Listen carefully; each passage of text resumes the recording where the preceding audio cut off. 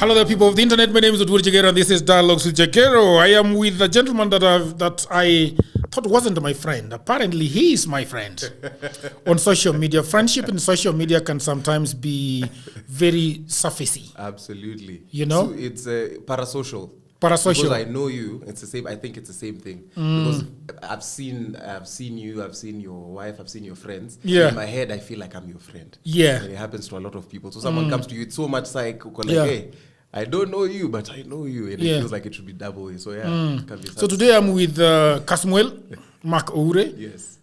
You know this thing that Luos have called MC? Or Yes. What? It's the same thing. See, What does it come from? Come a word. So that's what it is. Son of, Koso. I don't know about that. I don't know about that. It is. It's Ure Ure. Yeah. Marco Ure. Yeah. Okay, so this gentleman has been trending on social media on issues of politics. Yes. And the anger that everybody's feeling, I think, in Kenya and around the world about the political situation that we find ourselves in globally. Right. Especially in Africa, where things are not working, the cogs are not turning, the limbs are stuck. So welcome to Dialogues with Jagero. Asante, it's been a long time coming. Yeah, I'm very pleasantly surprised that I got you to come to my podcast and you readily said yes. Right. One of the problems with one of the issues that we have as podcasters is that we are clamoring for guests, and we shouldn't. Right. Yeah. Right. So I am glad you're here. I'm happy to be here. You know, Happy to be and here as well. I'm not being tribal, Right. but I want to say that it's very important to talk. I really, really want to talk politics with the Luo. Right. Because I think we have been at a place where actually as Luos we need to really talk about politics. Right. Is politics helping us? And I want to give you a story. Yeah. A lot of my audiences always say, let the guests speak. Right. And I always tell them that it's called dialogues It is. with Jagero. Right. So it's not just the guests talking throughout. It's a Well, the conversation. guest will have about 60, 70%, Absolutely. 80% of the conversation of the talking, but I also want to talk. Right. Because that's what makes me happy. Right. But also I think Yeah. in like as pushback for that, Yeah. coming to this podcast is not a thing for me for fame. You're also a person I've wanted to have a conversation with. Yeah. So it goes both ways. In my Yeah. head, I'm just like, oh yeah, might turn out that you're the guest. Yeah, you could ask me questions. be, yes, I would for not. I would not.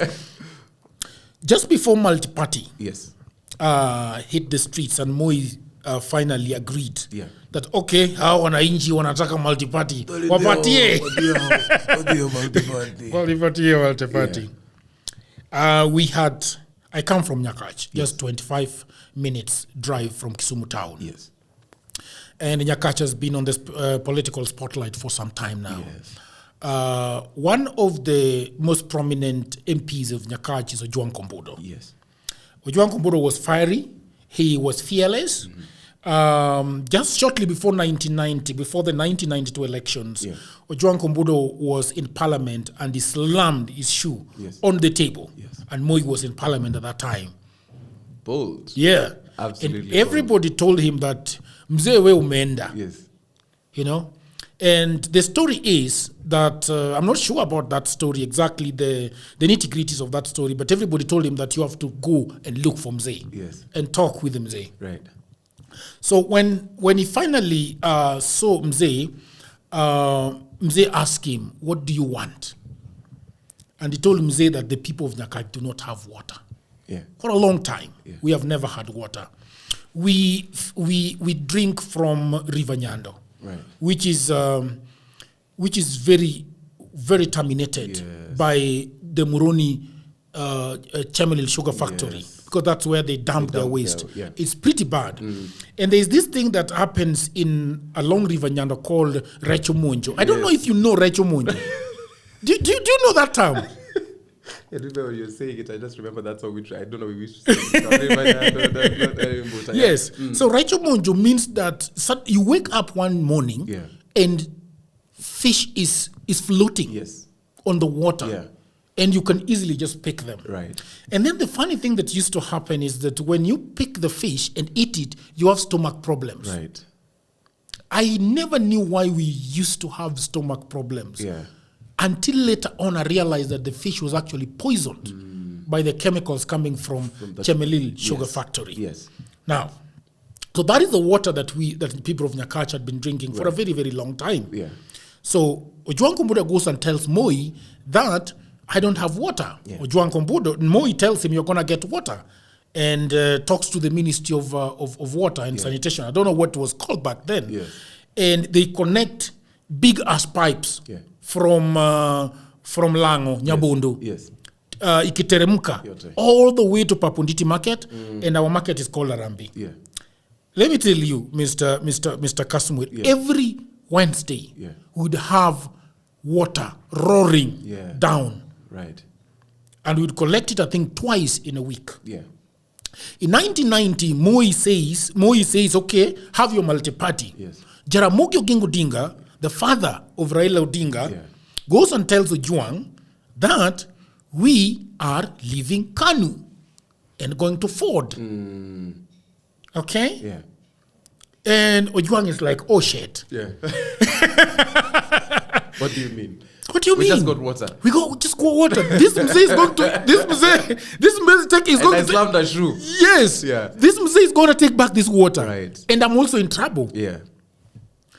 But you see, in Luoland, you don't say no to the family of Oginga Odinga. Yes. Just like we don't say no to the family of Raila Odinga right now in Luoland. So Jaramogi tells him, you have no choice. And Jaramogi says no. Actually, no.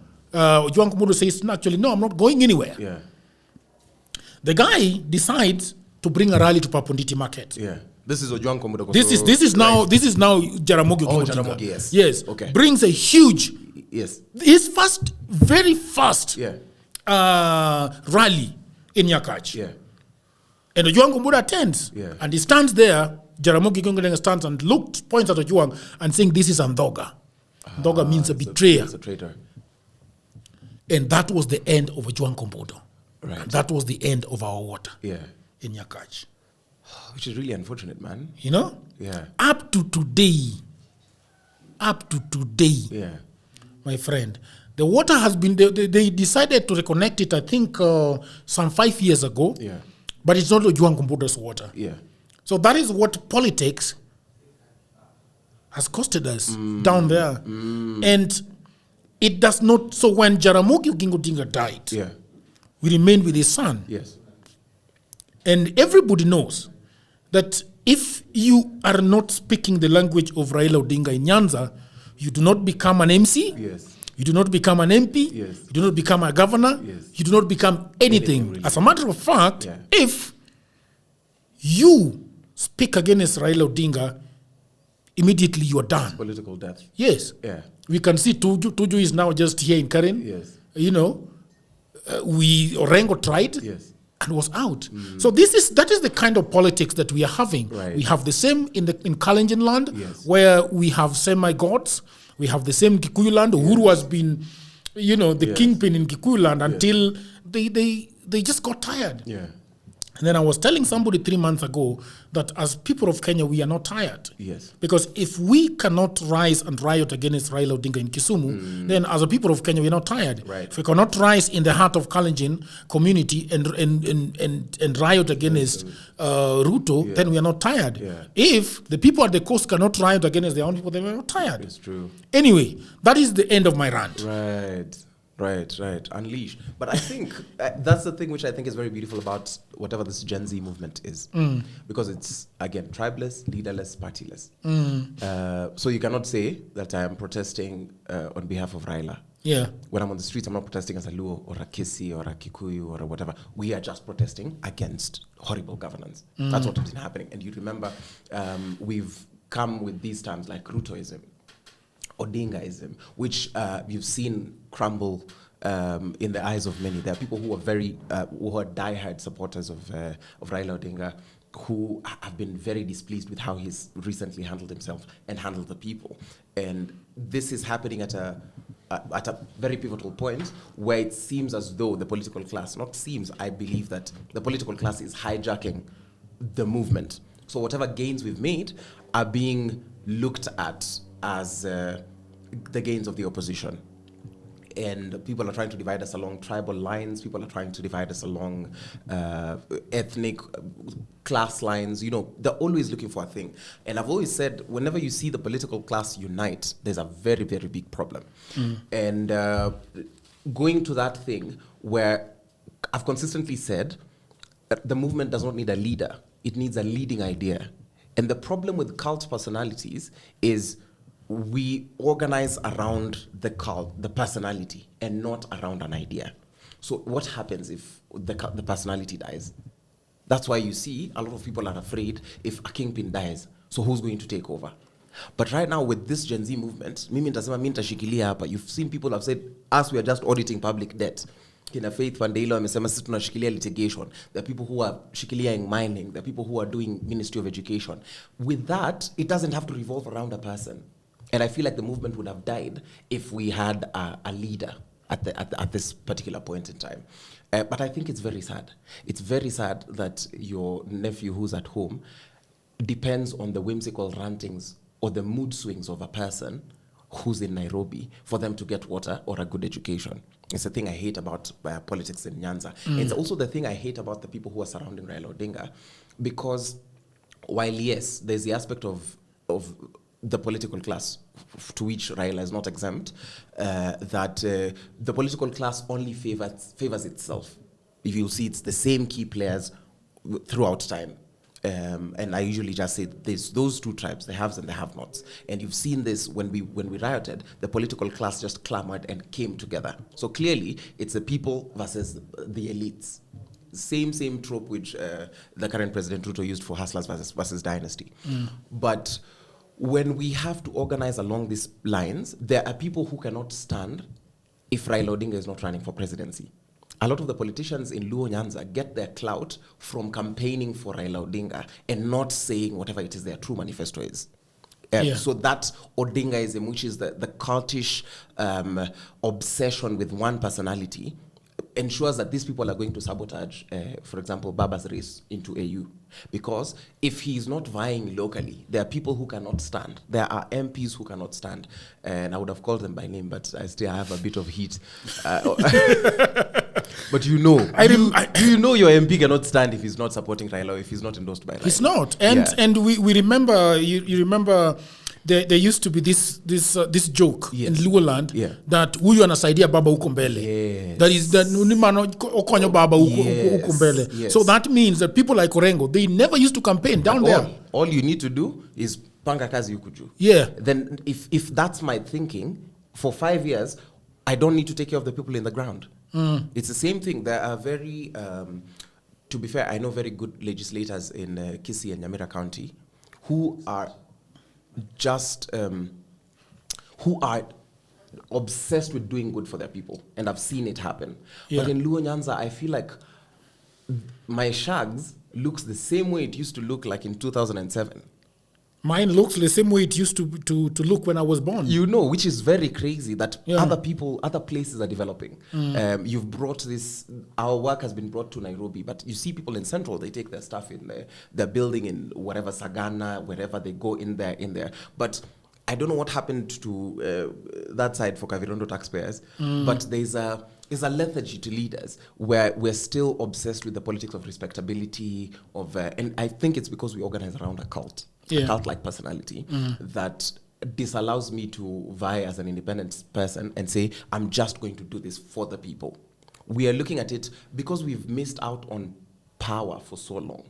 Because our eye has consistently been on the presidency, we feel like anything else is not a gain.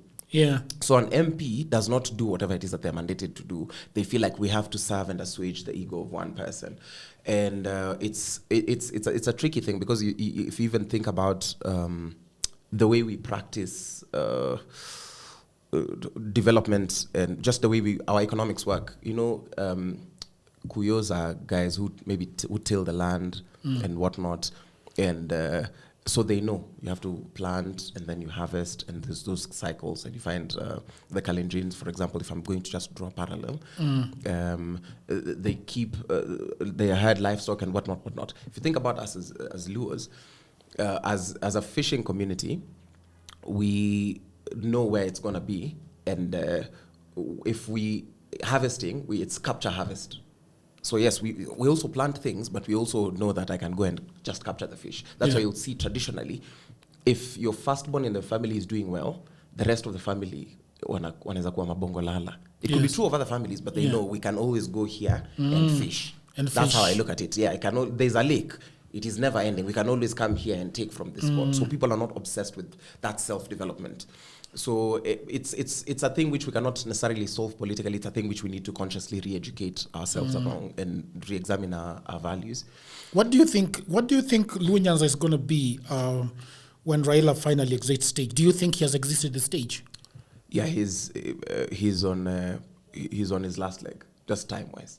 I think it would be nice to see him pave the way so that we see who are going to be the new players. We don't want him to be replaced by one person.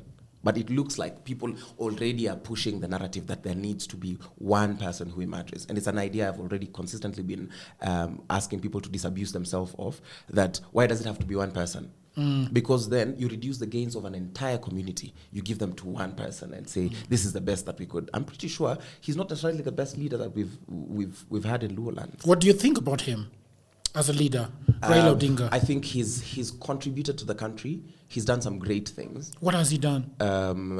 Just in terms of, again, it's very hard to defend a What politician. has Raila done, Mr. Kasmule? It's very hard to defend a politician. But he's participated in struggles. Let me say, he participated. And it's just the same way to kwa maandamano. Yeah. Your participation counts. So he's participated in a couple of those. Of course, there's the inner workings and machinations of the political class. But I'll give him his due. He has that juogi thing. That thing for... Enigma. Yes, the thing which has given like the Luo community such a huge source of pride and identity. That's what I'd look at. Because if I zoom in, he's no different from any other politician. That idea of juogi and enigma thing, I sometimes think that it's a knife that has cut both ways. Cut for good and cut for bad. For sure. Because, but however, I think for me, the way I look at it is it's for good. It's for good in the sense that where other communities have been able to maybe affirm their positions in terms of like power, and if you're thinking about maybe the key tribal players, and that's why I think tribal politics is absolutely disgusting, that when we come to have discussions about Kenya, politically we have to reduce it to 3 tribes. A country that has 40-something. Yeah, exactly. That's under 10%. But if you think about it, the way the affirmations have, like the way people affirm themselves, it has surrounded... He's almost appeared as a symbol of unity in the Luo community. Yeah. But I'm not sure a Giriama, a Digo, a Jibana person, or a Kushite would have the same sentiments about Raila Odinga. Yeah. So, I mean, with the Young Turks... And let's then talk about... Let's talk about our lives. There is the Days of Our Lives. There used to be that show. Yes. The Days of Our Lives. Remember it? Yeah, as a baby. I listened to your story about your upbringing, and I saw glimmers of me growing up. Right. I've talked about my story of poverty. Yes. I've talked about my story of extreme luck. Right. You see, and I heard you talk about it. Yeah. The inferiority that follows and shadows you. And I think as a person, I've been shadowed a lot by inferiority complex. Yeah. You talked about mental illness. Yeah. Looking back, I think at some point I slipped into mental illness because life was so tough. Right. And you know, unaweza cheesy for sure. You know? Yeah. Tell me about your life, your family. Where were you born? Right. How many are you in the family?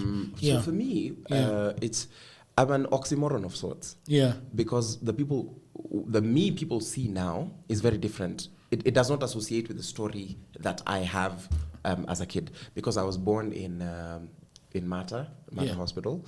And at the time, my dad was working. So my dad lost his job late 90s, because I'm a 97 baby. And so I think maybe the year I was born or maybe a year after. I used to think 1990 baby is really young. Yeah. Then here you are 7 years after 1990.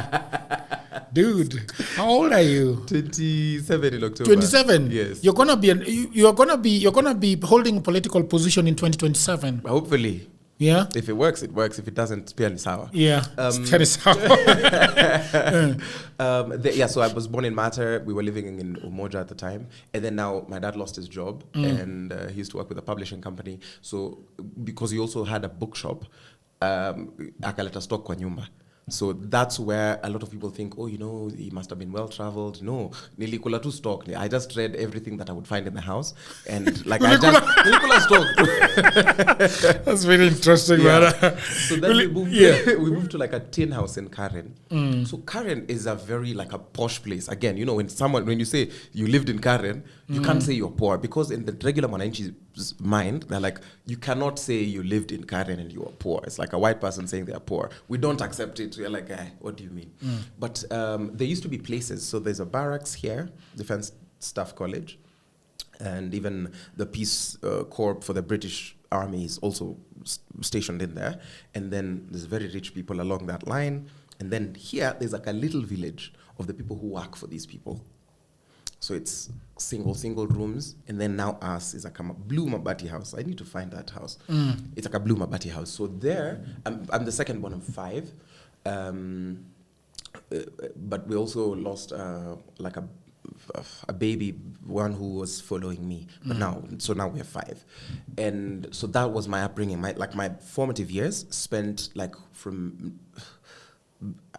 Again, also because I was one of those kids who kierere, so I developed really quickly. So I skipped these early stages and went into, I think I skipped pre-unit and those things, went into class 1 and now got like sponsored and whatnot. Then after that, my mom got a job in Nakuru, so the whole family moved to Nakuru, and then there was post-election violence. So we were displaced. We went from Nakuru, we went to Eldama Ravine to one of our friends, and then we went to Rongo briefly, and then now we moved to Magadi. And Magadi Soda was an eye-opener for me because the Maasais are very calm people. Post-election never made it to Magadi Soda. So that was very beautiful. It was a place for healing, and then now after that, I went to boarding school in a school called Carroll Academy. I did an interview, I passed, and I think we got a subsidy for education. That's the other thing which has always given me like a limb, is I've always done very well academically. Especially my formative years in primary school, I got that quite right. That's as far as it goes in terms of education. But there's also a point in my childhood, in these motions and movements, where now the tragic events happened for me. So the things as much as I was already an academic outlier, after I got sexually assaulted, in, I think I was in class 2 or 3. And now for that changed things for me, in the sense that, because now the first incident was with a boy, like a much, much older boy. So anything that boys did growing up, I did not do. So the football, the PlayStations, the athleticism, nini. So now what that did is it drove me into books.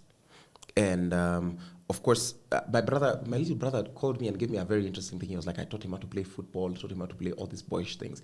But in my head, I never thought of myself as that because I never did those things. But so it was an interesting piece of information for me to get. He just told me recently during my andamano. I was being trolled on Twitter. But now when that happens, now it changes the course of my life in the sense that I'm plucked from the regular boyish experience. So in my head, I was playing kati with the girls because it felt safer. And then now, like, those things now happen with even older women and those kinds of things. So it just changes. And then luckily, because I retained whatever it is that I had in my brain, I did well, and then I went to Alliance High School. So I remember, I even didn't know, we were poor, we couldn't, somebody called to tell me ameniona kwa gazeti. That's how I knew my marks. We couldn't do airtime, it was just kind of expensive. So like, gazeti, enda usome kwa gazeti leo, umetokea kwa gazeti. So I remember saying, nipatieni pesa niende ninunue gazeti, nimeambiwa nimetokea kwa gazeti. So this is you still in Karen? No. We've moved. This Karen, we lived kidogo to just maybe from 2000 to around 2000 and 3 and 5 thereabout. Yeah, in that tin house. So all of us were crammed. It's a single room. There was a bed. There was like a table here, and there was mitungi.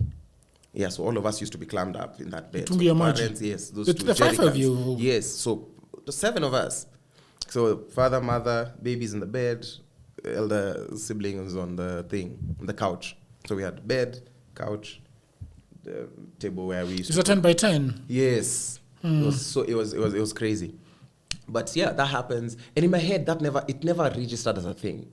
For me, my wealth has always been in the people. And I think that's the thing which God or nature blessed me with, where I've never really obsessed over material things. My wealth, because of luck, but it was always in the people. And I remember this one time I stole a 50 shilling note. Unajua 50 bob ilikuwa so much money. Yeah. Soda ilikuwa 16 bob, super loaf ilikuwa 23 bob. And I remember I stole 50 shillings. From whom? From a houseboy. So one of my uncles is a soldier, and he used to live in the Defense Staff College. And so there was a houseboy, and I stole 50 shillings. That thing bugged me for 3 days. Nilikuwa naenda kwa duka nasema nipatie Big G ya 50 bob. Big G was 50 cents that time. Yes. So you know Big G 100 anakwambia toka hapa enda uulize kitu umetumwa. Day 1, day 2 I try. Day 3 I went and threw that money away. Uko chini ya nje ya fence. I was like, utani stress. So then I told my friends, ukiangalia huko nilitupa pesa mtaipata. That's now the other time when now I knew, money for me is not, I'm not so pressed for money. For me, money has consistently been a means. It's never been an end. Also because, the hedonistic curve is very, there's a time you wanted to have like a nice phone. Then you got it and a week later, it's just a regular thing. So consistently for me, money is the thing which we use to facilitate and create holistic experiences. So in my head, if you have money and you can pay a ticket for 2, I have money. So I don't have to sijui nini. That's how I usually look at life. So now I get into Alliance, but Alliance now gives you that shocker where you find people who are rich. Yeah. How do you experience the wealth of the kids? Because you should be equal. You should be. But remember, the Alliance High School is a very, very different kind of school, because I went to 2 high schools. I went to Alliance High School, then I went to Maranda High School. That's where I finished. Maranda High School was a place where people were equal, and as is the tradition of many high schools. But the Alliance High School was a special school. It was a school which, and I think this is the theory why I say a lot of Busharians, if you don't find your purpose early, if you don't find a place where you're going to shine, they really struggle. Because if I were to paint a picture, when you get into high school, what typically happens in high schools, you get in, it's your uniform, box, soap, books. You don't even allow to use lotion, find basic mafuta unscented. Used to even happen to girls' schools. Some other girls' schools even go to the extent where you have to shave. In Alliance High School, you have your regulars. You can have cologne and deodorant. You can have food. You can have a radio. You can have an iron box. You could have a laptop. The only thing you're not allowed to have was a phone. But if you, by mistake, carried a phone, you could take the phone and give it to a teacher to keep to you. So if you want to use it, you go to the teacher, you use it, you come back. Oh, really? Yes. That is different. Very different. Every weekend, you are allowed to leave school. Go to Kikuyu, shop, get a haircut, get a massage, whatever. But be back in school by 5:40 p.m. So Saturday, cooler breakfast, get into Kikuyu, whatever. Then there's times, so we used to be given, that was maybe a 7 or 14 kilometer radius, so you could go wherever. Just go around, ensure you're in uniform, but come back. If you decided to stay in school, you could wear home clad. And then there used to be Sunday exits where you could go as far as you can. You amka, once you've eaten breakfast, you go, just make it back to school by 5:40. So people would go to their homes? Wherever you want. You would go to the movies, you could panga with your girlfriend, you could dana sijui where, you could go to whatever. The place was not a high school really.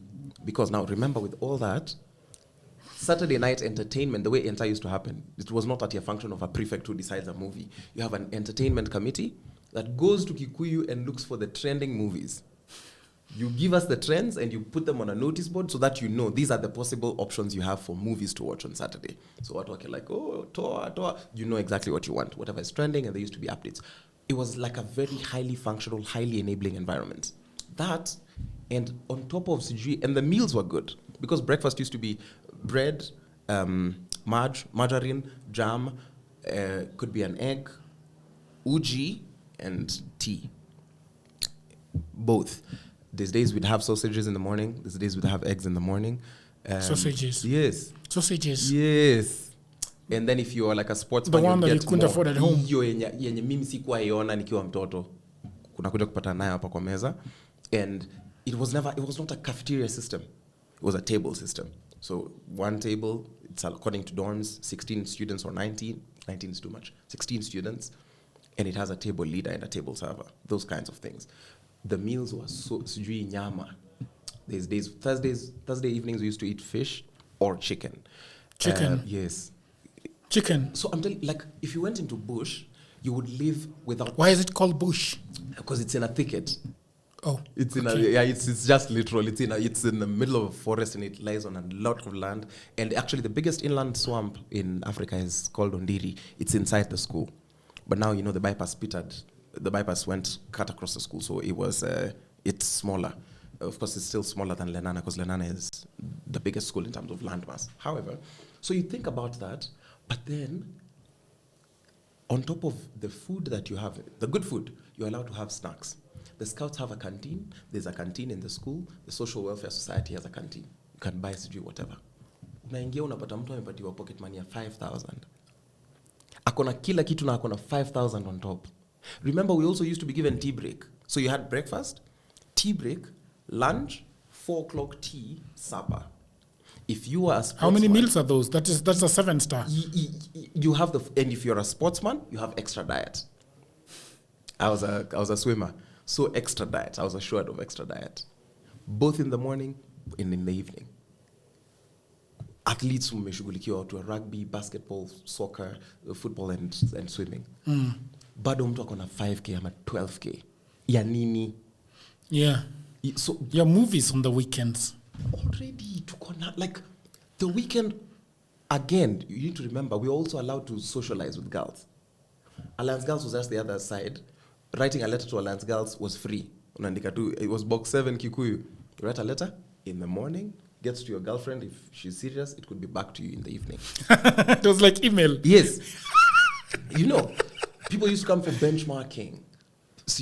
And girls would sleep in the dorms. They would sleep for like a whole week. So what do you mean by that? So because Bush has a lot of dorms at the time, so they would have, for example, an annex that belongs to the entire girls' school that has come. But we are together till like 10:15. In Bush, we used to wake up at 6:30. 6:30? Yes. 6 official waking up time, but 6:30. No waking up. Waking up prior was an offense, really.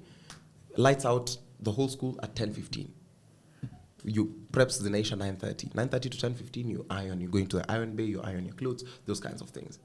But still, now you see now how people are balling. Because one, you've entered this place which is heaven, but then there are people who are actually way more, way deeper. Kuna msee alikuja hapo second batch, kambia we are not admitting you if you don't bring a letter from Kibaki, from the president, even if you, unless you come with a letter from the president. Akaenda akarudi, I think, on Wednesday, the letter from the preso. Like guys of influence were in that school, proper. It throws you off, especially because now you see I'm smart, but so is everyone. How many of you are number one? How many of you are head boys? How many of you are like highly functional individuals? Over years. There used to be a Form 4 who was one of the smoothest talking men I've ever met. It's called Adrian Kabala. The smoothest man you've ever met. Adrian Kabala had game. Yeah? As Game for the girls or game for everyone? He was a proper seducer. And one, he dressed so well. And Busharians have a walk. It's very upward gait. If I see a Busharian, he does not need to tell me which school he went to. I'll see it from his walk, from his handshake, from the way I can just identify. Kabala had game, and he was good with languages as well. And Kabala confused women. Wachana na girls. Already girls alikuwa shakonka. It was so bad that he had like a thing. He was in a love triangle involving like a nurse and a sugar mommy. do you know as a Form 4, for you to changanya a woman in her prime time, na nurse, an actual working doctor, do you know how mad that is? That is mad. It used to be like that. And for us, and I didn't notice, but we realized we even had quite a bit of access even to like sugar mamas. Because there's a lady for me who just, I started playing at some church somewhere. Shit. Yeah, I was playing piano. You saw her seated? She came. Flipping the Bible. Akakuja hapa siku hizi the Bible. And I remember I used to play piano in that church. And she came to me and she started by giving me money. And she told me, if you ever need anything, just tell me, whether it is pocket money or fees or you just want to come home. In my head, I just thought it was kindness. Did you take up the offer? Never. I was stupid. I was too dumb. You threw away the 50 shillings the second time. I was too dumb.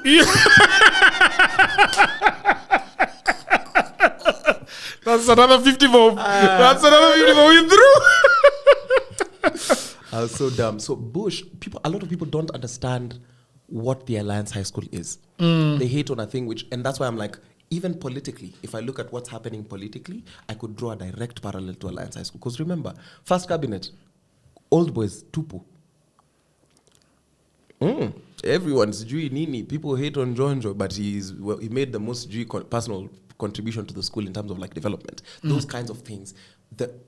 We don't even have time. Alliance High School should be like an episode on its own for deconstructing, because if you want to decolonize, if you want to redo your politics, your religion, ulikuwa unaingia hivi, mnafika Form 2, unakuwa atheist ama unakuwa staunch Christian.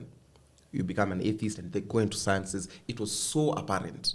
So I see things happening in society right now. I'm just like, oh yeah, it was something. So now that your inferiority complex, that's where it's set in. And so now for me, I had to overcompensate, and now I even sunk into now the depressive episodes now. That's now the first time I start seeing, nikubaya. And now like the trauma now that from childhood spills into high school. And of course I go through like another rough experience with like the older boys, and now it becomes chaotic and I become suicidal. And at some point I want to sell my soul to the devil. I wanted to do anything to die. Again, there was even space for that, because remember, goth culture, rock, there was space for everyone. And so it was a place where I'm grateful I went to Maranda High School, because what happened? Oh yeah, because you left. I didn't leave. I had a very tumultuous time in Bush. I went on several suspensions, and they were for a lot of things. Sometimes for missing out on academics, sometimes for false accusations. On like one time I was told that I stole 95 sandwiches and do you how many liters of juice to go and take with my girlfriends.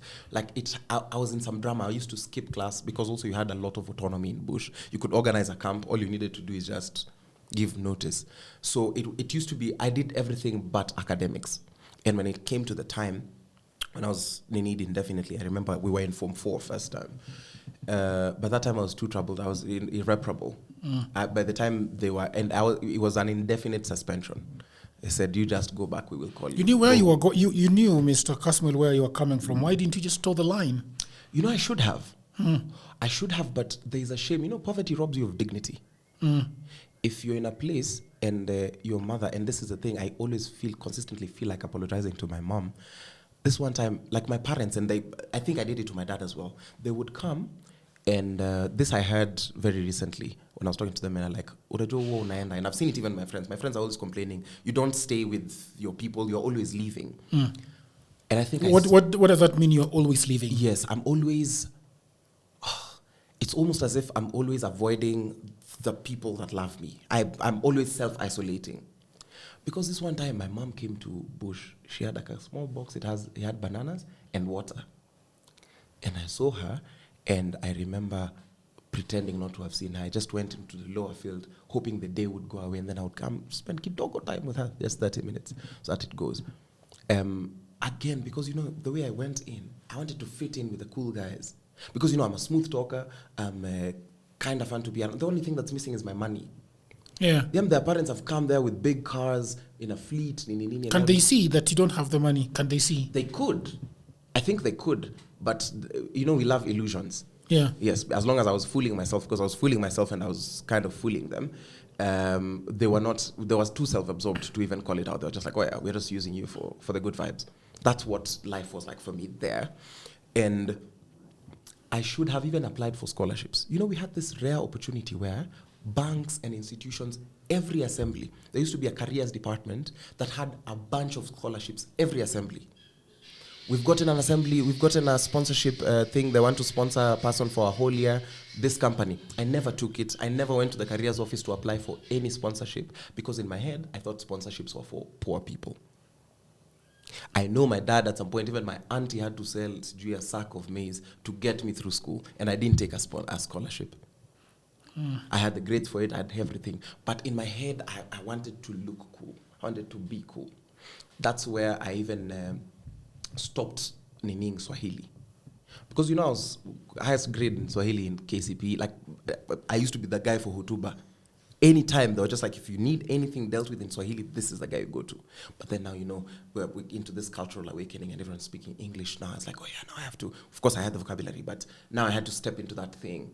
And even when I went home, it was a bit of a disconnect. Like after first, everyone was just like, hey, kwani kwa alliance nini wanafanyika? Now I could see the hate because it changes you. Yeah, so that happens, and if I finished at Alliance, I would have gotten a D+, a solid D+. Really? Yeah, kabisa. I would have gotten an A in music and languages, but just overally, I would have done very badly. Yeah? Yeah, so now... But I hear that you guys had access to exams before they came out. So that would have helped. Really, I don't... There could be access to exams, but this is it's true for every Kenyan. Yeah. People just don't want to talk about it. People want to make it look like, oh, you know, everybody is a what. But let me tell you the thing about Busharians. Of course, there are people who had influence. Again, if rich people know people in high places. If I know you have an interview tomorrow and I know you personally, I think this is how I've learned the world works in terms of connections. I could ask you, what are you going to ask tomorrow? Then depending on our friendship or your integrity, you could tell me, think along these lines. One of the most impactful things I saw, this one time there's people who claimed they had a leakage and they wanted to share it with people. And I remember there's people who just sat down, and I remember one of my friends, they didn't leave chapel. When people are told, okay, so you can go study, prayer, they didn't leave. And I remember a pal of mine, called Leroy, telling me, I can't take it because it will affect the content I have. It will affect my workflow. Guys in Bush were smart, bro. It was not your ordinary high school. Because remember, there's a time the cutoff was like, it was 400 and above for the certain places, and then now for like ASAL areas, it used to be like a high 300 pass, like a high 390 or whatever. So these were really smart people. You'd find people. I have a friend who boycotted an exam because it was on Saturday as an SDA.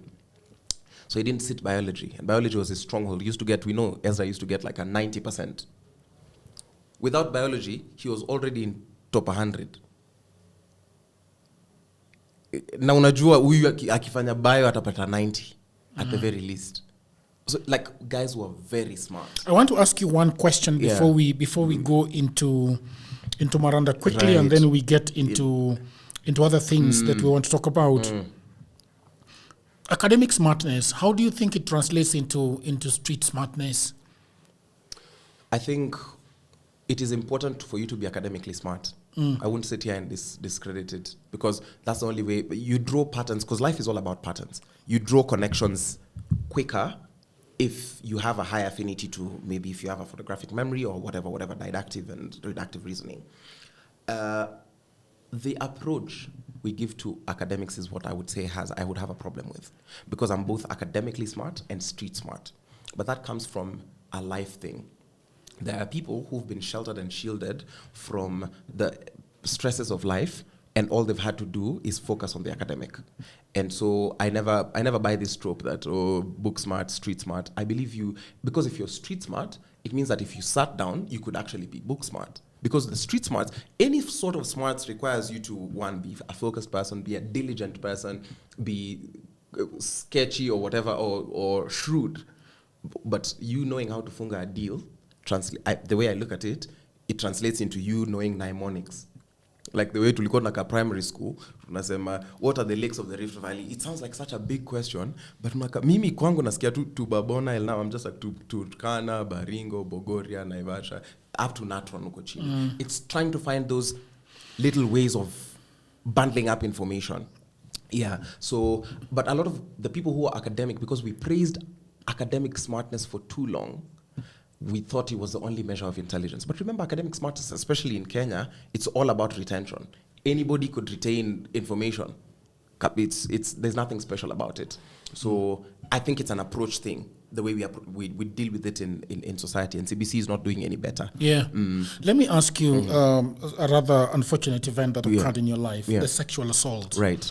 I listened to you talk about the same on Engage. Yeah.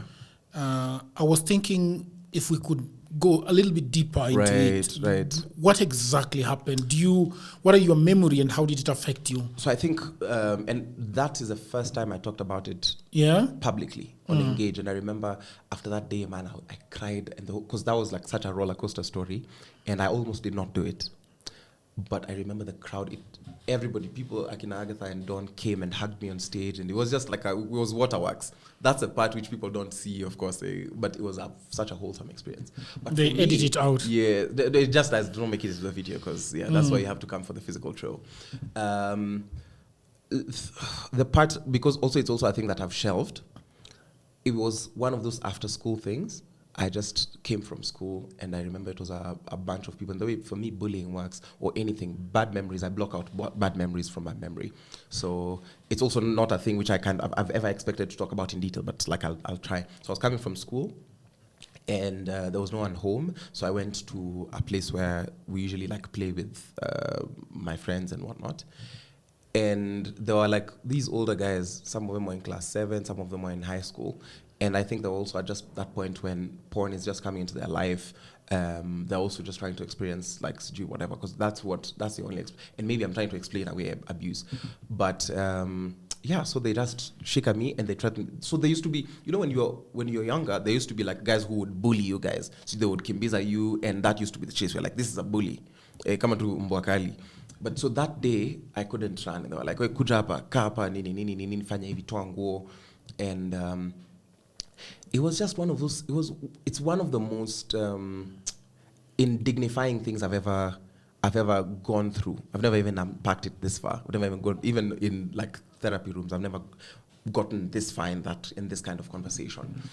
And it was, they forced me onto another child, and then they forced themselves on me. So it was both ways. And I feel like sexual assault changes you. It becomes warped. Because now there was now the one for males, and then now for the ones for the females. Females who are much, much older, taking advantage of you as a child.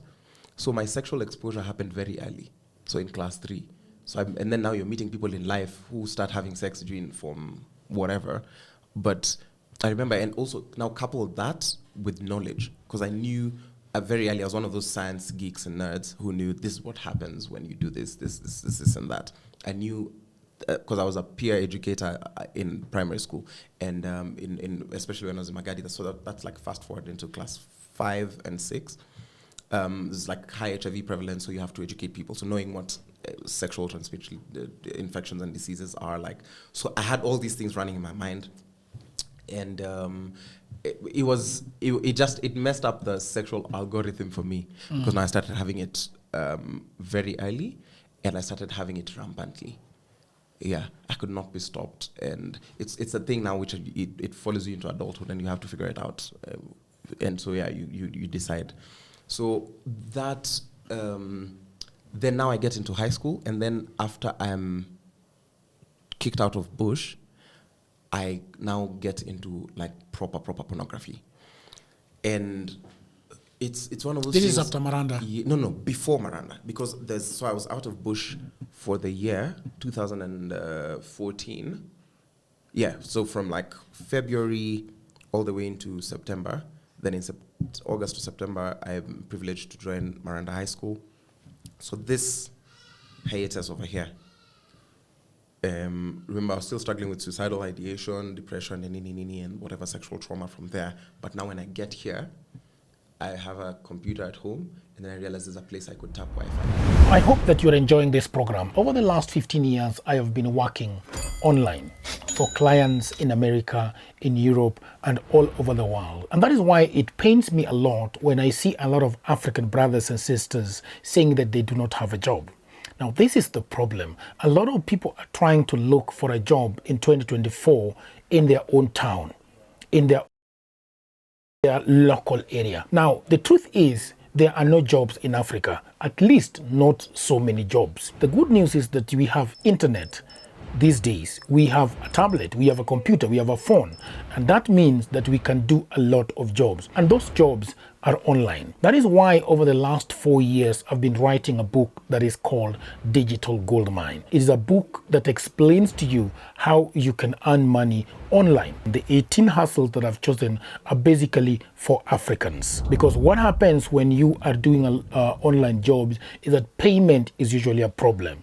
So these 18 side hustles that I have put together in this book, you can be paid very well and very conveniently. Okay, so the book is only 1,000 Kenya shillings. That is about $10. You can buy it in Kenya using pay bill number. You can buy it online from anywhere in the world using a credit or a debit card. All the information about this book is in the description below. And if you have a brother, you have a wife, you have a husband, you have a friend who is sitting at home and watching Netflix, please do buy this book for them. If you are the one sitting at home and watching Netflix and have nothing to do, please buy this book and your life is gonna change forever. Because I have been doing this online and I've been traveling and I've been enjoying myself and having a lot of fun. So thank you very much, and now back to the program. So I downloaded all the porn I could find on the internet. I watched everything and it broke my brain. But luckily, again, I feel like as a trauma response, my mind blocks it out. So I block out anything that's unpleasant, anything that I think is embarrassing and whatnot. So that's what happened to me. And this phase, I feel like this is a phase which was one of my most trying. Because remember, also people are whispering. They're saying all sorts of nasty things. They're wondering, where can we are in the shule? And people are trying to cover, is he in school? Is he not? What's happening? This is now in Nakuru, or this is... No. So now we've moved. Yeah. When in Bush, I finished class 8 in Nakuru. Then I get admitted to Kikuyu, but my family moves to Kisumu now. My mom gets a job in Suba. And so now the family is based in Kisumu. So now this is Kisumu. And the whole process was very harrowing for my dad as well. It's the first time I think I called my dad, because my dad is a strict Django parent. And I called him and I told him, hey, I've messed up and I think I've been kicked out of school. Because again, I'm calling him from the school cell. So the school had a cell. It's like a very dirty place, and I had the privilege of living in the cell, for spending the night in the cell, and the people were very cruel. And that's the thing which also just taught me in life. Nobody cares about your story until you win. Because... What does that mean? The people treated me very ruthlessly. Even the adults. There was no psychosocial support. I was just an outcast. Even the person who threw me into that cell, locked me in there with rotten potatoes and whatnot. After I got a bit of notoriety, suddenly the respect came back. Yeah. I even met one of the cops who beat me up and orchestrated, really, really pushed for the thing. Suddenly it was oh yeah, how are you, sir? We should grab a coffee sometime. I even see them now, even worse. After this whole thing, we are behind you. There's a cop specific, there's a lot of people who are now coming back into my life, and I'm like, you're part of the problem that is my mind. So those kinds of things. Anyway, so families in Kisumu, we're sitting, and now this porn phase is very, very intense. How do you get introduced into porn? Is it in school at Bush? No. At Bush, I get terminology. I understand terminology for what's happening, because now it's the first time when you get there's slang for masturbation. There's slang for, I think, kujilipua, something. So any variation, Saddam Hussein, it was like we had, so now I get to understand masturbation as a thing, which is a thing that used to happen to me when I was in primary school. I was just like, if I do this thing, I usually feel nice. Like if I finish exams early and I do this, like it used to be one of those things which cognitively I had not understood. Of course, it happens to every human being and whatnot, but Bush gives me terminology. And yes, there's a bit of porn, but I wouldn't call it introduction because primary school and during the assault, people who want to condition you to that, part of the tools they use is pornography.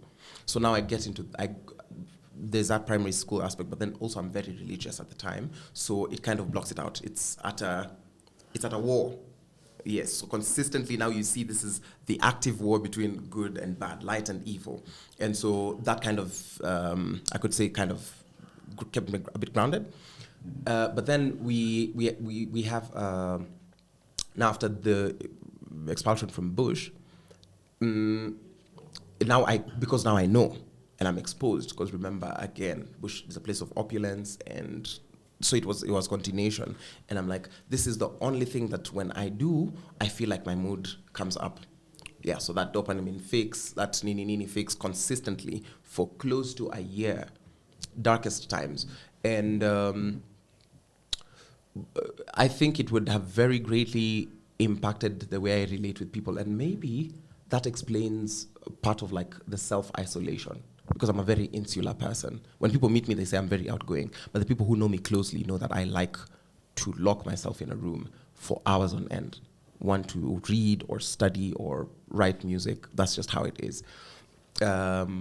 While if I look at it in parallel, I used to be the person who enjoyed having people in my space. But I think after 2013 into 2015, now that's just made me a very insular person. Yeah. What do you think keeps people in porn? What do you still struggle with it, or it's gone? I don't struggle with it. It's been such a long time since I watched porn. But I think it's scarcity, but it's also a lack of purpose. It's a lack of things to do. Because my life is very interesting. So if you think about pornography, it just gives you a high. So it's a person who does not have access to sex. Or it's a person who does not have access to things that would make them constructively happy. Because, porn accepts you. Because you can tailor exactly the kind of human being you want. You can ask a very specific query and say, this is the kind of person I'm looking for.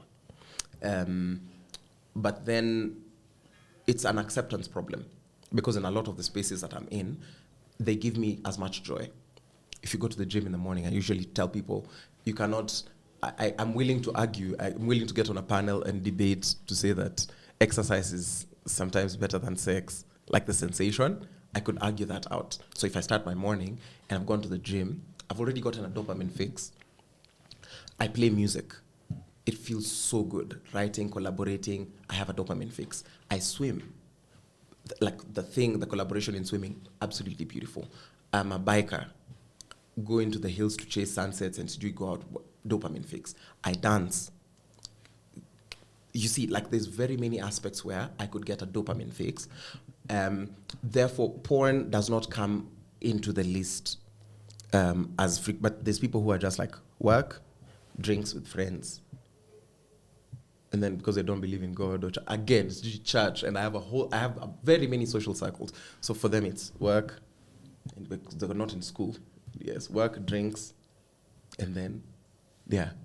So they don't have a lot of access to things. I feel like that's the thing that keeps people in porn. It's a lack of things that could fix your dopamine, because then you would have to depend on one person. If it's a relationship, you become super clingy and you want them to give you all your joy. You end up becoming an energy vampire. Yeah, so it's just a form of release that... What happens that makes you slip into mental illness or mental whatever? Because I heard you talk about your friends getting you and roughing you up and taking you to a mental institution. Yeah. So consistently I struggled with what I much later came to learn was bipolar. I had very high highs. I have very high highs and very low lows. Even typically this year, this Maandamano period is where the high is coming in. But January to March, spent entire days sleeping. That was consistently my circle. Even in high school, the times I would perform well in the term that had most activity. Yes, so that was second term, where there was music festivals in August and nini. And then the rest of the terms I'd just be like, oh man, life really sucks. I don't know what I'm doing. But it's after now when I get into campus and after campus with living and whatnot, I think they just found me at a point where I was in a manic phase of sorts, but I was slipping into something. And part of what has happened with me and part of trying to fix life or whatever is I went into education. I studied finance, but the work I do mostly is in education for children, specifically. And I'm like, my obsession is to make the world a safer place for children. I believe children should not be beaten. Children should not be touched inappropriately. Children are people, like that whole thing. They're not lesser humans. They're not anything. So that's what I've said. This is going to be my contribution to society. Then, as I'm still trying to figure this out in terms of work, there's 2023 was also 22 into 23 was a very intense year because I was working, I was doing a fellowship run by Beyonce and Tyler Perry and Global Citizen. So those kinds of things, I was doing so much, and then I just crashed. Yeah. I used to drive a lot. Like, for example, I used to teach in Molo. So every Thursday morning I'd drive to Molo at 4 a.m., get there, do class at 8, into Friday, come back to Nairobi. So I was on the road so much. And also another thing that I've grown into is I really, really abhor sexual abuse. So I never assault and abuse. In my head, there's no excuse. And there's a friend of mine who had been assaulted right around that period. And I was so mad. I was really, really, really, really mad. And so you see how it takes a toll on her body. She has to go through that. Is it preventive medication for HIV, and she has to take it, and you see it taxes the body, and you can't skip a dose. And so in my head, I was just like, oh man, I really wish I could do something. So I was dropping her from hospital, and so she's crying, and I'm all over the place, and then I crash, and it's the first time I take drugs. I did alcohol like the proper. Like a teenager. I went and Googled what should you drink as a beginner.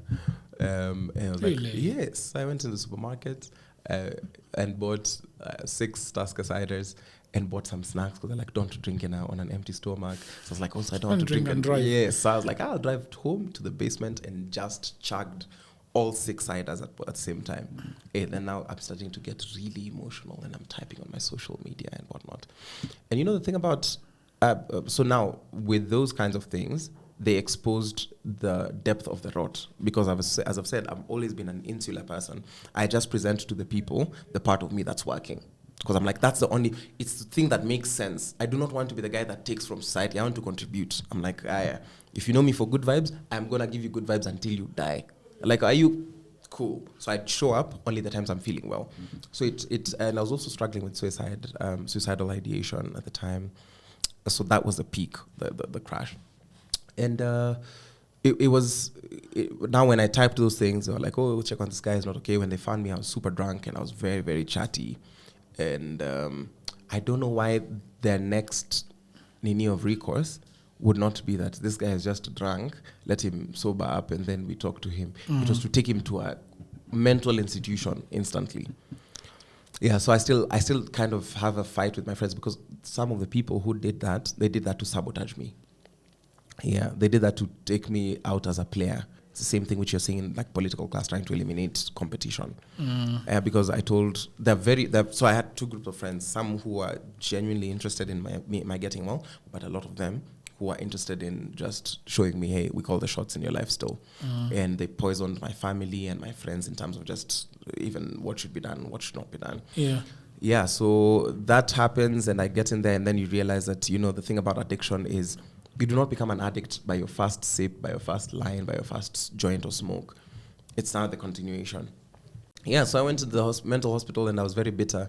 And because I over-intellectualized things, I was like, again, they lied to me that I'm just going to be there for 3 days. Then I get there and the 3rd day has flickered. And they're telling me I have to be there for a month or and then the doctor is suggesting I be there for 90 days. He said, you guys don't know who you're joking with. Because first of all, I asked for my music. I was like, I will not stay here if I don't have my music. Bring my instruments, bring my gadgets and whatnot. Yeah, so I remember I wanted to inform my clients where I was, so I texted.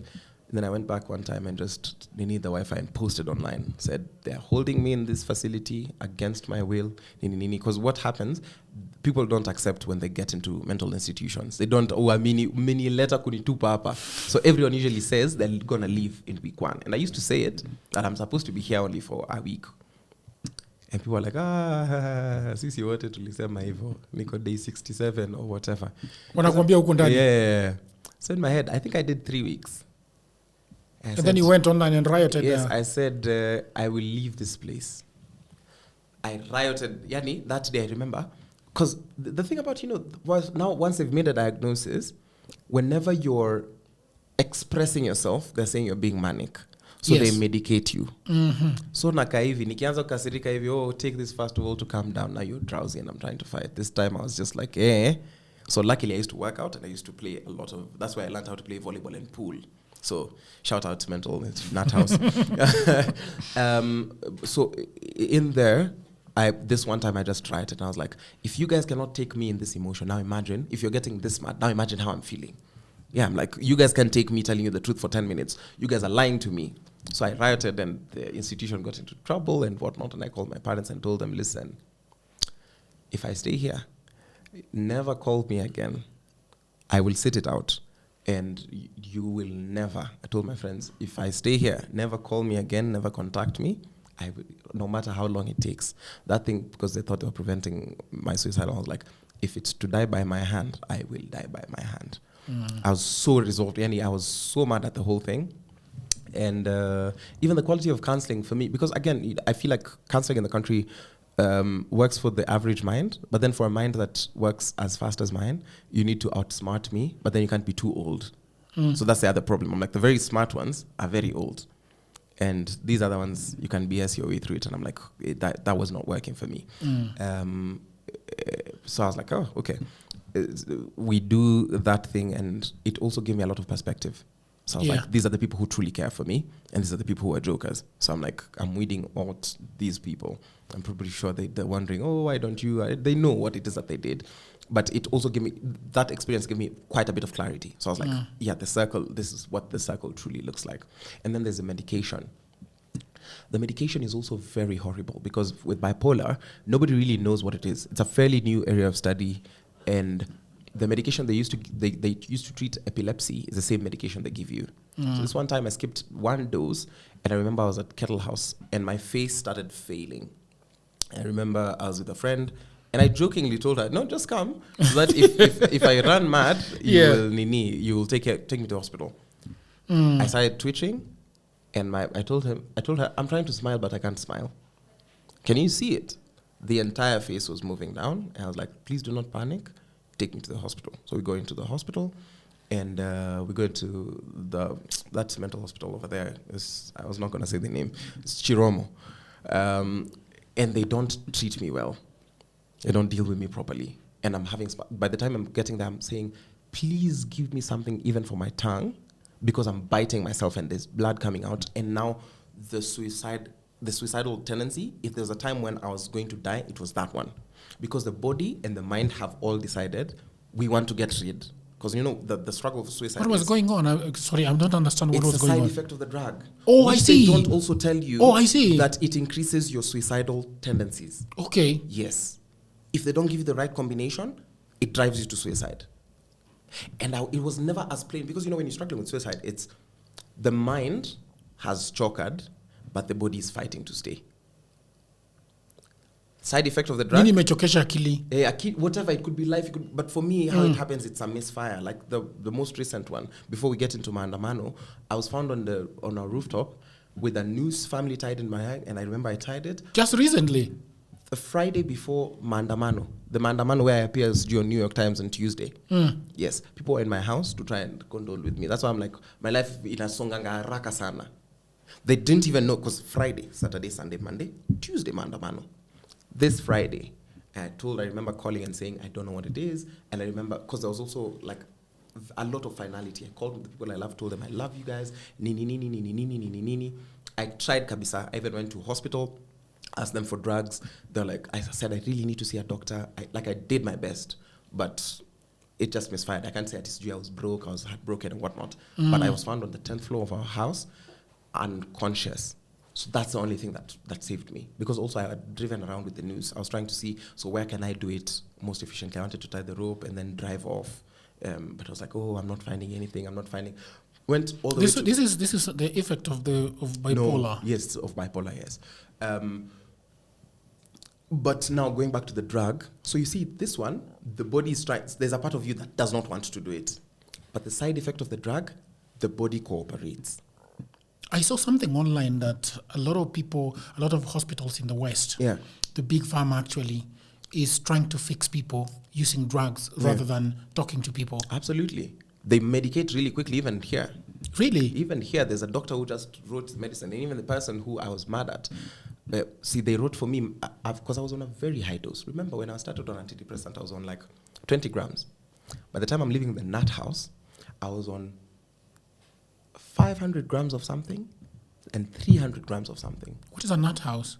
The mental hospital where... So I used to call the people fellow inmates, because all of us were mad in there. It was just mad people struggling with with addictions. You'd find us in the morning, all of us are just like this. Really? Yeah, the drugs? The drugs were just... It was beautiful to watch. And then now you see, we all lighten up as the day goes by. And then we eat, and we're all personalities, and then we take the drug strength is receding. And then we take the drugs again. Just... Wow. Yeah. So in my head, that's what I used to call Let's talk about politics then, shall we? Yes. I have been constantly very unsatisfied with our politics. Right. And I'm sorry I did not say that. I don't know, before we get into politics, I wish you recover. Yes. You know? Yeah. And I'm genuinely hoping that you're somebody that I see as a leader, and I think you can be a leader. I mean, and so then we need you a little bit sane. Yes, no, not nutty. Did you use the word nutty? Yeah, in my head, I'm very, very politically incorrect when it comes to these things. Yeah. And it gets people because I crack the worst jokes. And I remember my friends were very uncomfortable because I was like, we were there, and I was, instead of saying cut me some slack, I was like, give me a bit of rope. Yeah. It was very insensitive to them because I'm cracking this joke on Sunday, and Friday they had gone through like a traumatic experience. I was like, I'm sorry, makosa ni yangu. But anyways, so the way it works for me, it does not impair my thought process at all. It just affects, because the disease is either trying to prevent your actions, and that's why you have to deal with it from a biographical point, where you're like, now this is, think about the reading, the material, the awareness, then the vocational point, because the vocation is not only your calling, but also how you show up in community. Yeah. And then now you have to figure out the medication. Yeah, so the medication, because what it is, you're either trying to prevent or mitigate the consequences of your actions. And that's what it is a lot of the time. So for me, it has always had clarity. It's a struggle. Yeah. So that's why for me, I usually go all in whatever it is that I'm doing. I don't know how to half-ass anything. Okay, let's talk politics. Yeah. I've got a lot of things to talk about in terms of the country Kenya. Mm-hmm. In the 70s, in the 60s, it was at par with Singapore. Right. It was at par with a couple of European countries. Right. And then we had Kenyatta, and then we had Moi. Yeah. And we just started nosediving. We had the printing of that 500 shilling note. Yeah. The infamous Jirongo note. Yeah, the infamous Jirongo note. Which inflated us from the dollar from 33 to 66 shillings. That time, I remember the nickname for 20 bob was pound. Yeah. I didn't know that was the actual translation, that was the exchange of a thing. So in my head, why was Jirongo why were we printing the 500 note? That's YK. That demonic movement of the youth of the early 90s, where they used to, I feel like, one, bribe people, and also a lot of graft happened there. I think the thing that took us away was graft. Because now you see that when you print the money, how it works is we devalue the currency if a lot of it is in circulation. And it doubled. So I was like, that was one dumb mistake you did. And that goes back to that thing of forming our entire existence around a particular personality. Yeah, because if we didn't have to glorify one person who was maybe Baba Moi, we wouldn't have people being so desperate to appease, to appeal to, to his good side. So I think that was also economically, that's one of the things. And of course, there's the things like structural adjustment programs that happened that, set us back, the loans, the Golden Bag saga, those kinds of things. Yeah, but... That is Roberta. Bobby. Bobby ingia ukae.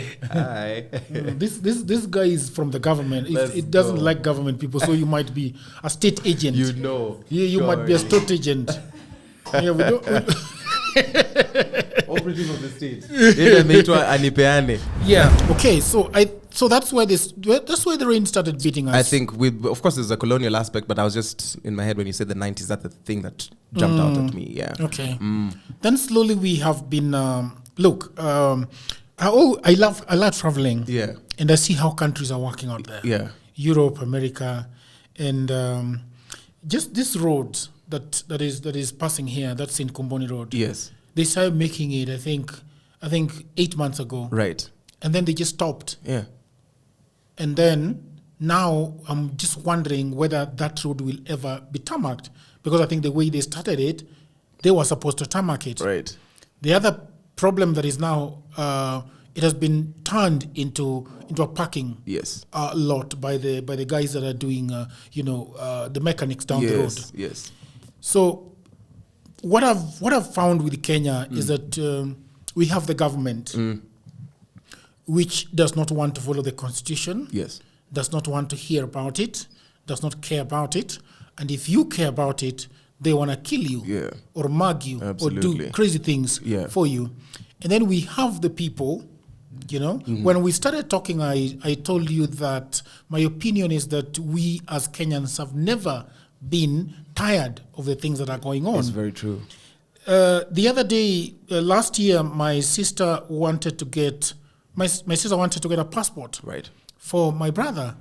She went there and paid 7,000 in Kisumu. Kisumu is now very notorious in as far as, demanding corruption for a passport. Yeah. She paid 7,000. I was asking my sister, why are you paying 7,000? Yeah. That is the way it is. When I lost my passport in Barcelona, I was told that Kisumu is the best place to take a passport. I went to Kisumu. I put my papers in there. 3 months later, I didn't have a passport. No passport. Yeah. And I went there and asked them, what's the problem? Yeah. And they told me that I need to talk nicely. Yeah. And I said, why do I need to talk nicely? Yeah. And I've paid you 12,000 because my passport is lost. Yes. You just need to use the money and give me the passport. Yes. They refused to give me the passport. Na huyu jamaa kaniambia wewe mjaluo mko kiburi sana. Yes. We'll see where that takes you. So I came to Nairobi and demanded from the immigration officers, why is my passport not out? Yes. I went in and put an application for my daughter January the 14th this year for her passport. I have never heard from the government to date. But that's not the government. That's the people of this country. Right. They said that if you are having a mall, you must have a place where people pee and poop. Yes. Because you cannot have a KFC inside a mall. Yes. You have Java inside a mall. You have all these places people are eating. Yes. And then you pay. Then suddenly. To shit. You have garbage in, but no garbage out. Yeah. You see, so my wife usually does not like me when we are traveling together because I am always, refusing to pay those fees. Yes. I sent countless times I have refused to pay fees. Right. To go shit. Yeah. We have lots of other things going on in this country. Right. And as a people, we have never spoken against these things. Absolutely. And when we say that, okay, maybe people are always telling me that I'm always noisy. I don't want to listen to people. But I'm like... Don't toe the line. Yeah, I don't toe the line. Yes. Why should I toe the line? Yeah. So that is what the people have been. Yes. There is a time I was almost lynched. Along Gingodinga Street, because I was next to my uncle who is a barber there. Yes. He's not a barber. The guy is selling shoes. Yes. Making shoes. Yeah. And I said, what has Raila given us in this country? I mean, why? Well, I understand that he should be out there looking after himself and looking for this presidency. But why is it that every governor has to be his friend? Why is it that every MP has to be his friend? So I have constantly seen a government that has realized that people are very meek. Yeah. People do not want to shout. Right. You go somewhere and you are told that this is what you're supposed to. Even companies. Right. Absolutely. Zuku, Safaricom, they can do anything to you. Yeah. Like the other day, I have a JTL line. Yes. And I have JLTN, the cable. Yeah.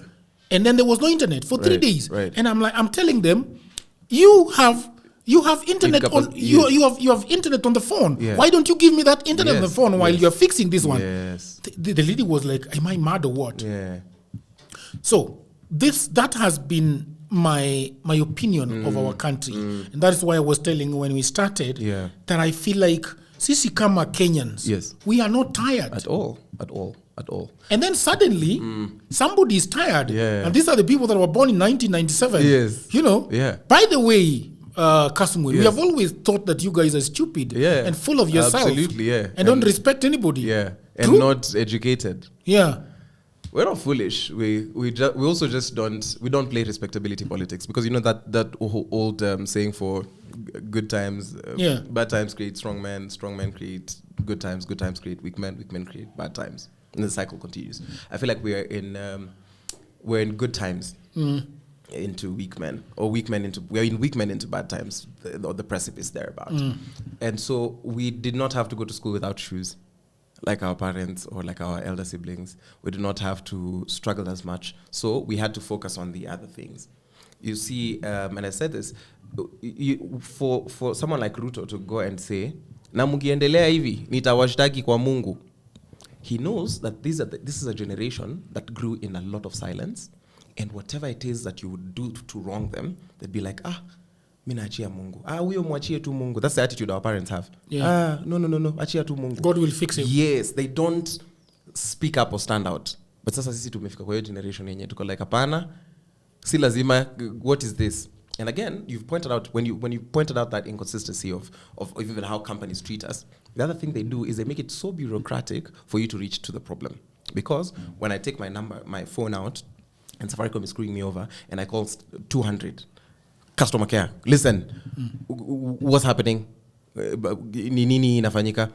The customer care lady is just there to assuage your fears. She knows nothing about tech. She knows nothing about how the company runs. She doesn't have the stock portfolio for her. It's just to listen to your problem and say, okay, I'm raising it with the IT team. So please just be patient. And then they play for you some music for 10 minutes. And then, okay, sorry, Kasmule. I'll send someone tomorrow. But then, as Gen Z, we've realized, like that passport issue, you don't know who to take it up with.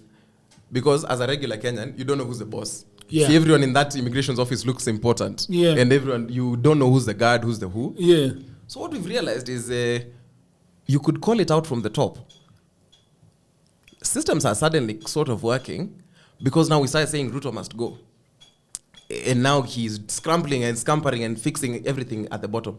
There's a time we couldn't reach a CS. Yeah. Tungepata list ya watakina nani were going to parki, sijui what is names. They used to be so high-nosed. When we started chanting Ruto must go, now they've gone. It's the CSs. Now we are fixing it from the top. Now we are doing trickle down in terms of accountability, because if the fish rots from the head. So if we are down here and you're trying to fix a problem where the line manager is here, you cannot climb. But if you find a way to finish this thing over here, it's going to fix it. And that's what I've seen in terms of even accountability. We're calling out everyone. Systems, our parents, we're like, Kuna, this thing you're telling us. We're questioning we're questioning religion. We're questioning sex and sexuality. We're questioning the politics. We're questioning everything. And a lot of the time people are like, oh, why didn't you talk out during Kibaki's time? I've seen like some imbeciles, like Akina Sijui Nani on Twitter ask, when Nani did this, when Uhuru did this, I'm like, we were in high school, bro. What do you mean? You at Bush. You at Bush. Ilikuwa high school. Kupaka majarini.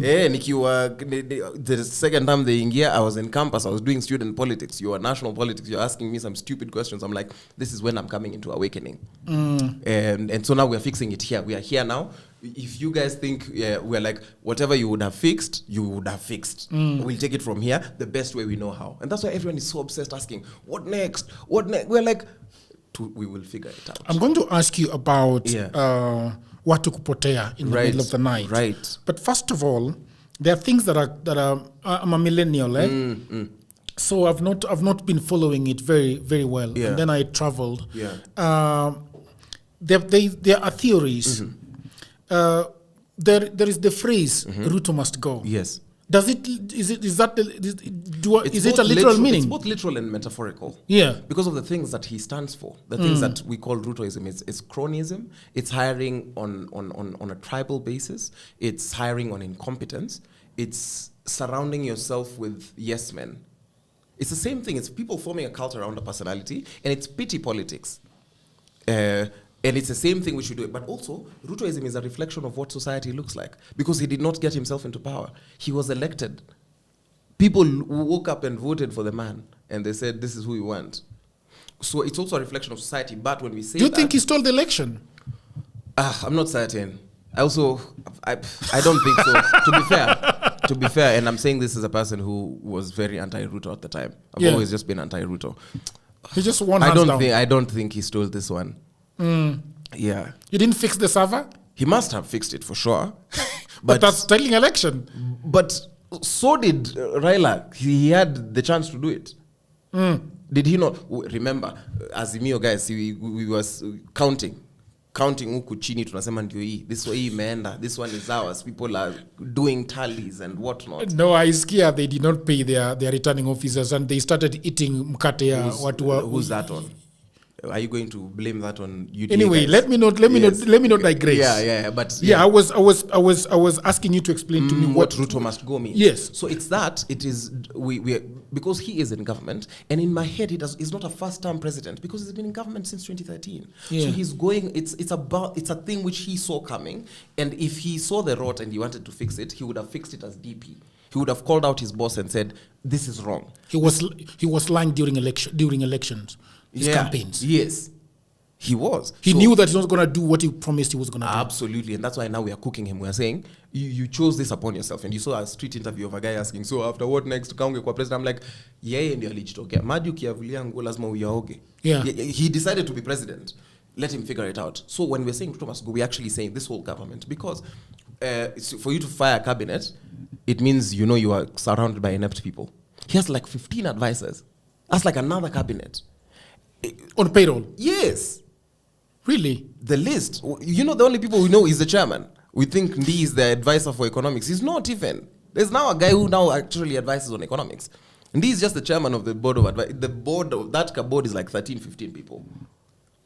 And then there's a cabinet. And then there's parliament, which has also been captured.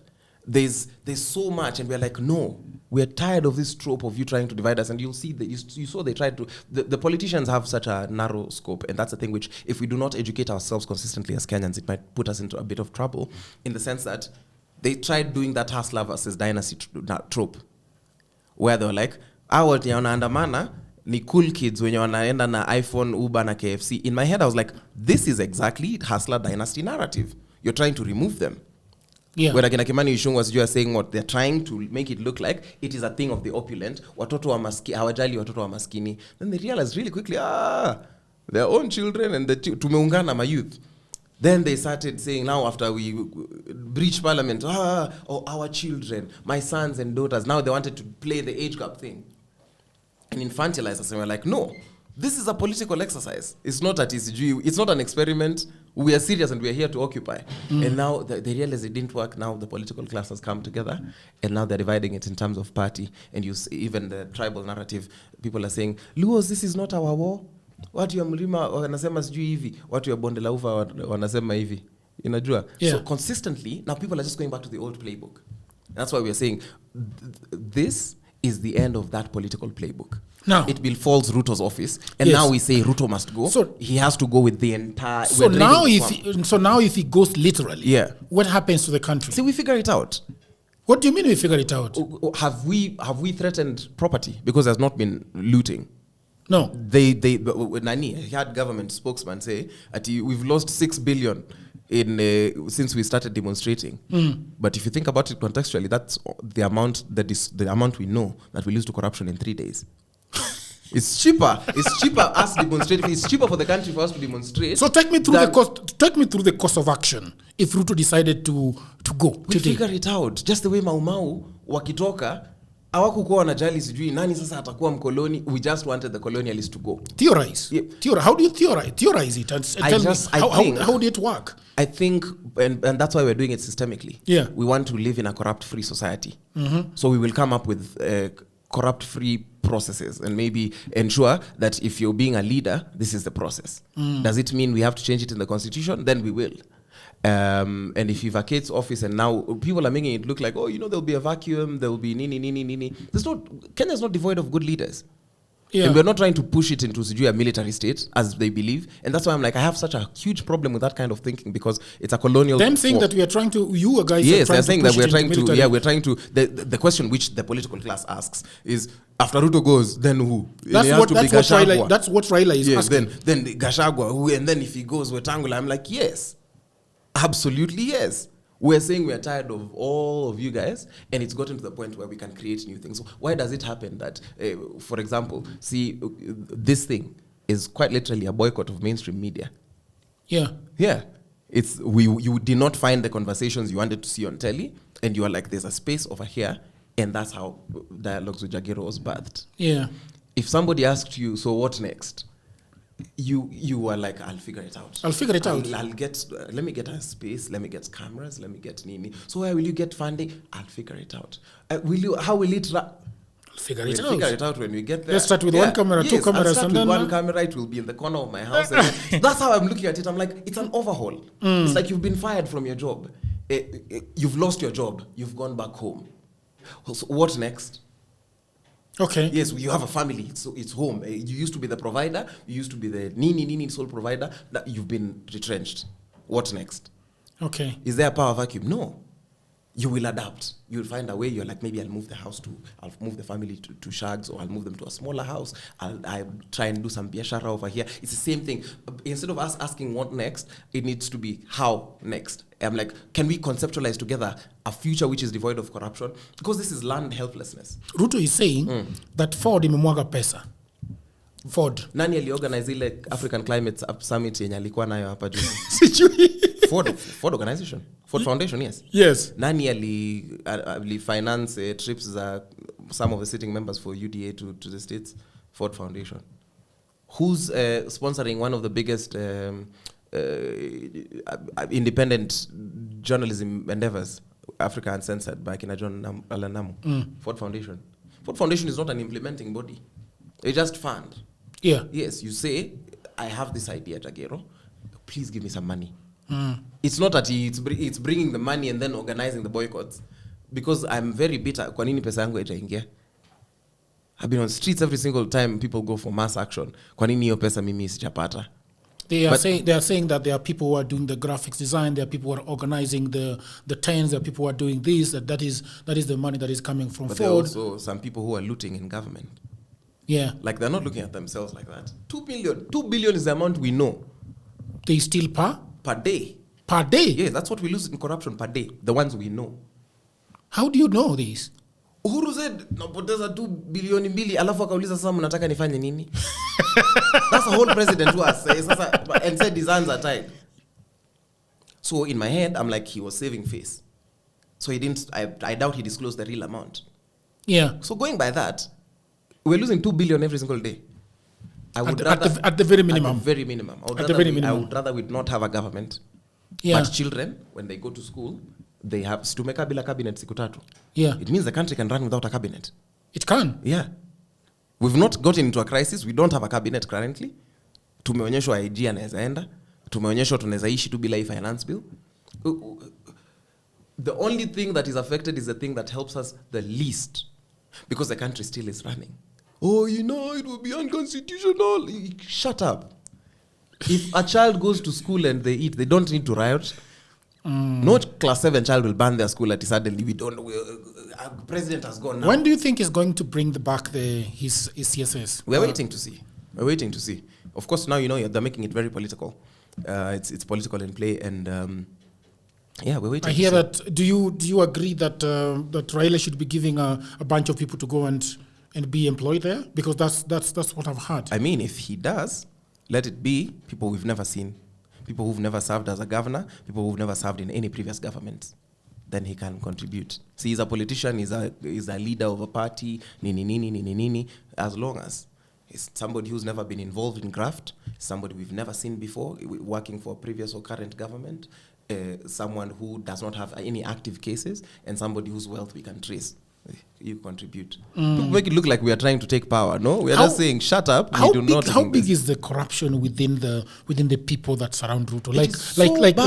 Like I hear Murkomen has choppers. Occupying, wanted next to even occupy the airports because there are piers that are being taken.